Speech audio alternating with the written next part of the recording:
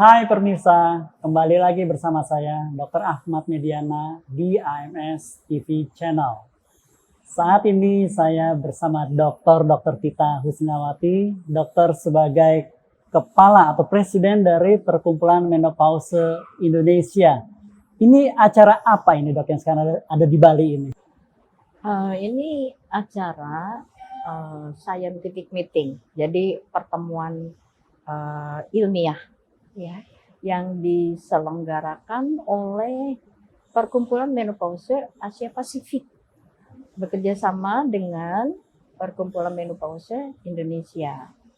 Oke, mendengar kata-kata menopause ya dok ya, kalau saya lihat, saya sebagai dokter aja sering mendapatkan pertanyaan yang sangat mengagetkan untuk saya. Apa itu dok menopause secara awam sebetulnya? Menopause itu adalah kondisi di mana seorang perempuan ya, dikatakan perempuan paruh baya ya, kira-kira pertengahan usia antara 50-51 tahun ya, yang dia tidak mendapatkan haid lagi. Gejalanya sebelumnya adalah ketidakteraturan mensnya. Kemudian udah gitu kalau dia berhenti berturut-turut selama setahun nih, minimal selama setahun, maka dia disebut menopause. Oke, jadi gejala berhentinya haid selama Ya. 1 tahun. Ya. Kenapa sedemikian menakutkannya untuk para perempuan Indonesia ini? Kata siapa? Jangan ya, itu adalah stigma saja. Oke, jadi nggak benar ya dok ya, Nggak sebenarnya benar. sesuatu yang menakutkan itu ya? Iya, ya. Jadi itu stigma aja, pandangan masyarakat bahwa kalau perempuan menopause kayaknya sih akhir segala-galanya gitu ya. Seperti itu barangkali ya. Seperti itu yang kita tahu di masyarakat ya. Jadi kalau anggapan demikian, maka perempuan rasanya jadi nggak mau dia disebut menopause. Nah, walaupun bisa udah ada tanda-tanda, atau nggak mau dia menyangkal bahwa dia akan masuk menopause seperti itu ya. Dan kalau udah kalau sudah masuk menopause, perempuan itu merasa bahwa dia kekurangan segala sesuatu seperti itu. Oke, sebenarnya gejala yang paling menakutkan, kan katakanlah paling mengganggu lah dok ya. Kira-kira apa itu dok sampai sedemikian stigmanya luar biasa ya, ini? Jadi mohon dipahami bahwa peristiwa menopause itu adalah kejadian alami ya, ya, memang ada proses penuaan seperti itu. Nah, dan apabila perempuan masuk ke masa itu, maka akan terjadi gejala-gejala ya yang dia tidak rasakan ketika dia belum menopause gitu. Tapi sebetulnya itu alami gitu. Namun mungkin perempuan-perempuan tertentu merasakan lebih terganggu dengan adanya gejala itu. Biasanya sih perempuan-perempuan yang mempunyai komorbid atau penyakit-penyakit tertentu gitu ya, itu mungkin akan dirasakan lebih berat gejalanya. Mengingat usianya dok ya 50 tahun, 51 tahun, itu kan besar sekali ya, sebenarnya banyak sekali pasien-pasien seperti itu Iya, dok ya. iya. Apakah ada program di pemerintah kita gitu ya yang mengurus lah katakan tentang menopause ini, sampai dokter mengadakan scientific meeting yang sifatnya Asia Pasifik ini dok? Iya betul ya, bahkan yang datang itu ada yang dari Amerika, ada yang dari Eropa, Australia gitu ya. Kenapa sedemikian pentingnya menurut dokter ini acara? Oke, tadi kan saya sudah sebutkan bahwa perempuan-perempuan yang masuk ke masa menopause, dia akan merasakan gejala-gejala berubah ya, seperti sebelumnya gitu.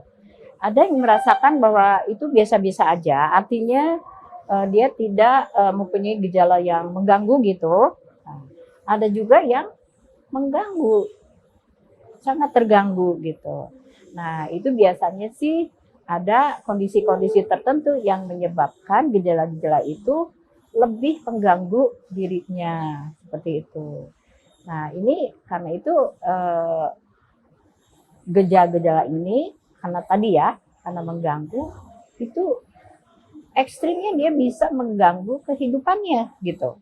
Sehingga perempuan-perempuan ini mungkin jadi tidak produktif, tidak semangat kayak gitu ya. Kemudian mungkin bisa menarik diri dengan ada sesuatu kekurangan di dalam dirinya gitu ya. Dan ini penting kita perhatikan. Nah, sementara ini sih memang mungkin ya di negara kita itu hanya ada program yang namanya program lansia. Kalau lansia itu kan 65 tahun ke atas. Iya. Gitu kan? Jadi yang menua gitu. Nah, sementara menopause ini belum ada yang memperhatikan. Gitu. Padahal masih produktif usia mereka, Dok ya. Bisa, iya betul. Jadi menopause itu bisa pada minimal ya pada usia 40 tahun gitu. Memang rata-ratanya sih 51, 52 seluruh dunia. Tapi bisa juga perempuan itu mengalami menopause 40 tahun ke atas. Gitu. Dok, apakah memang di belahan dunia sana gitu, di Amerika atau di Belanda, di Jepang atau Cina, itu mereka ada gejala-gejala yang serupa atau memang terpengaruh sama iklim atau etnis gitu? Itu betul sekali. Jadi setiap etnik, ya, setiap mereka berada pada iklim apa, itu sangat juga misalnya tentang kebiasaan nutrisi dan sebagainya, itu sangat mempengaruhi gejala menopause gitu. Oke. Misalnya di Ya. Indonesia itu perasaan panas yang menyembur, jadi ada suka panas sekali-kali gitu ya. Nah itu serangan hot flash namanya. Nah itu di wanita Indonesia itu kurang dirasakan. Nah, tapi kalau pegel-pegel ya persendian begitu ya kebanyakan ya persendian seperti itu hot flash kurang itu lebih dirasakan oleh perempuan Indonesia. Tapi kalau perempuan Barat itu biasanya hot flash ya. Perasaan itu yang lebih menonjol, mengganggu mereka. Mungkin kalau di kita karena udah banyak matahari jadi nggak ngerasa panas lagi kali, Dok ya. Oh mungkin juga ya. Mungkin ya. Iya mungkin juga. Saya dengar dokter membuat istilah yang keren nih, Dok. Kesempatan itu. Itu apa maksudnya, Dok? Apakah dokter untuk menyamarkan sesuatu yang menakutkan tanda kutip atau apa itu, Dok? Istilah itu, Dok. Jadi kesempatan hidup sehat dan bahagia pada usia 40 tahun. Begitu, ya. Nah, artinya gini, tadi kan saya sebutkan bahwa menopause itu bisa terjadi pada usia 40 tahun kan? Nah, Ya. Yang paling muda gitu. Nah, kemudian rata-rata 51, 52 gitu. Ya. Kesempatan itu singkatan, ya? Apa itu, Dok? Ya, kesempatan itu adalah kehidupan setelah 40 tahun bahagia dan sehat. Wow, luar biasa nih pemirsa. Kita kalau bisa kita viralkan istilah kesempatan ini ya. Ya. Kehidupan setelah 40 tahun yang bahagia dan sehat. Yang bahagia dan sehat. Ya. Oke. Dok, dokter harapannya apa? Ada acara sebesar ini untuk Indonesia nih kira-kira? Ya. Ya, pertama mungkin karena ini adalah acara pertemuan ilmiah, kita akan saling sharing ya, akan saling memberi pengalaman ilmunya dari masing-masing negara itu tentang menopause. Jadi kita juga mendapat ilmu dari sana, ya. Nah, kemudian kita juga akan menimba pengalaman mereka, bagaimana mereka mengelola perempuan-perempuan menopause ini seperti itu. Nah, kita akan ambil pengalaman-pengalaman mereka, ya. Walaupun kita kan salah satu rencananya adalah tadi kesempatan ya yaitu kehidupan setelah 40 tahun sehat dan bahagia ya itu. Nah, itu juga ada rencana Dokter kita. punya rencana nggak untuk membuat seperti ini scientific meeting yang besar sekali ini, Dok? Tapi untuk awam gitu, Dok. Ada nggak rencananya? Insya Allah ke depan. Ya, insya Allah ke depan. Jadi saya memikirkan bahwa nanti pertemuan seperti ini, urusan menopause, itu tidak hanya saja orang-orang yang mempunyai ilmu, ya, tapi juga mereka langsung sharing ke masyarakat seperti itu.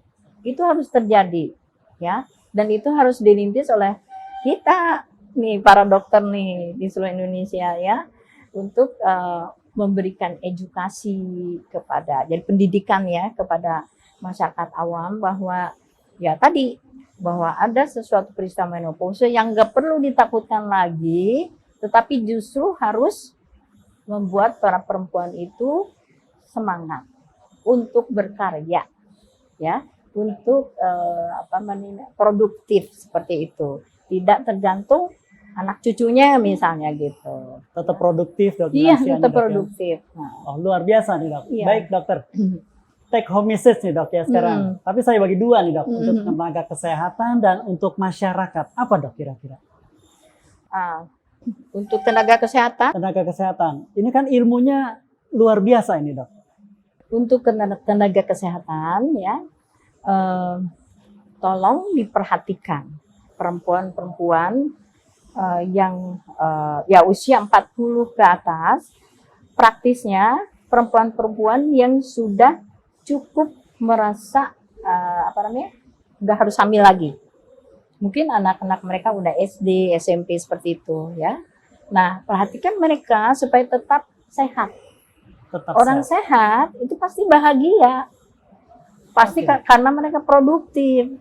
Ya. Ya, percaya diri.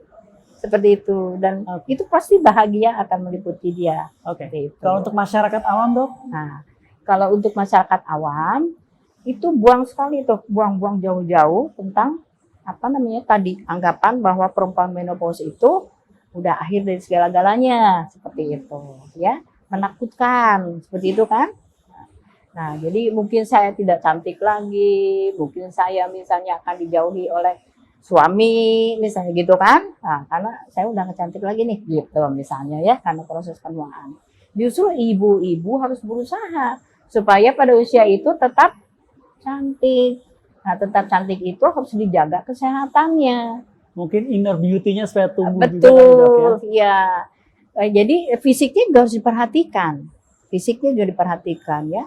Jadi fisiknya itu jangan sampai kita misalnya berlebihan berat badan atau overweight, karena dengan berlebihan berat badan saja itu sudah bisa muncul tuh misalnya tekanan darah tinggi ya. Kemudian ada gangguan metabolisme gula darah, nantinya berkembang jadi kencing manis misalnya gitu.